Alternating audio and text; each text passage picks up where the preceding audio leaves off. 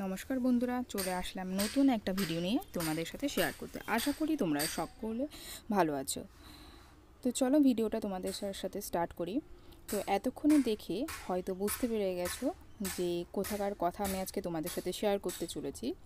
তো কলকাতায় ঘুরে দেখার মতো কিন্তু প্রচুর দর্শনীয় স্থান রয়েছে, তবে তার মধ্যে কিন্তু একটা ফেমাস জায়গা হলো আলিপুর চিড়িয়াখানা।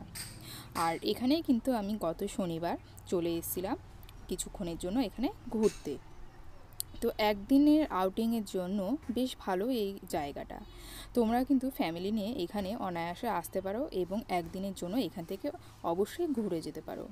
তো 2025 সালে এখানে কি কি নিয়ম চালু হচ্ছে না হচ্ছে, তো সবটা আমি আজকে এই ভিডিওতে তোমাদের সামনে শেয়ার করার চেষ্টা করব। তো কলকাতা ঘুরে দেখার মতন প্রচুর দর্শনীয় স্থানের মধ্যে একটি ফেমাস জায়গা, আর এই ভিডিওতে আমি আজকে সেই চিড়িয়াখানা সম্পর্কে কিছু তথ্য তোমাদের সাথে শেয়ার করতে চলেছি। বন্ধুরা, নতুন বছরে কিন্তু নতুন জীবজন্তু নিয়ে সেজে উঠেছে আলিপুর চিড়িয়াখানা।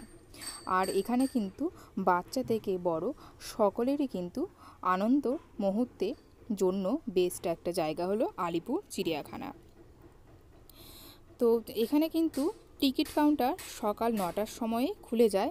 তো তোমরা চেষ্টা করবে একটু আগে এখানে চলে আসা, যেহেতু অনেক লোকজন কিন্তু এখানে আসে। তো ভিড়টা কিন্তু 9টার পর থেকে একটু বেশি শুরু হয়ে যায়। আর তোমরা কিন্তু এখানে এসে অনলাইন অফলাইন দুটোর মাধ্যমেই কিন্তু এখানে টিকিট কেটে নিতে পারবে। তো আমি কিন্তু টিকিট কেটে তারপরে টিকিট দেখিয়ে নেওয়ার পর এখানে চলে এসেছি চিড়িয়াখানার ভেতরে। এখানে আরেকটা কথা তোমাদের বলার আছে, তোমরা যদি এখানে ক্যামেরার মাধ্যমে কেউ ভিডিও শ্যুট করতে চাও কিংবা ফটোশ্যুট করতে যাও, সেক্ষেত্রে কিন্তু তোমাদের এক্সট্রা 250 টাকা চার্জ দিতে হবে। আর এখানে কিন্তু পার হেড টিকিটের মূল্য 50 টাকা। আর সাথে যদি তোমাদের 2 বছর কিংবা 5 বছরের মধ্যে কোনো বাচ্চা থেকে থাকে, তবে তাদের টিকিটের মূল্য কিন্তু এখানে 20 টাকা। আর 5 বছরের উপরে যারা আছে তাদের কিন্তু পার হেড 50 টাকা করে এখানে টিকিটের মূল্য। তো দেখতেই পাচ্ছ বিভিন্ন ধরনের জীবজন্তু এখানে রয়েছে। আর নতুনত্ব কিছু জীবজন্তু কিন্তু এখানে এসছে চিড়িয়াখানায়। তো ওইখান থেকে দেখার পর আমরা এখানে চলে এসেছিলাম মাছের কিছু প্রজাতির, এখানে আরেকটা পাশেই একটা জায়গাতে আছে সাবমেরিন, তো সেখানে আমরা চলে এসেছিলাম। আর এইটা দেখার জন্য তোমাদের টিকিটের মূল্য দিতে হবে 20 টাকা করে পার হেড।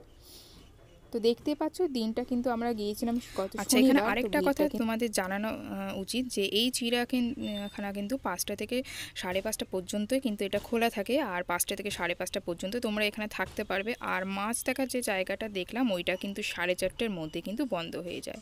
তো যাই হোক, ভিতরটা আমি যতটা পেরেছি ক্যাপচার করে তোমাদের সাথে ভিডিওটা শেয়ার করার চেষ্টা করলাম। তোমাদের ভিডিওটা কেমন লাগলো অবশ্যই করে কমেন্ট বক্সে জানিও। ভালো লাগলে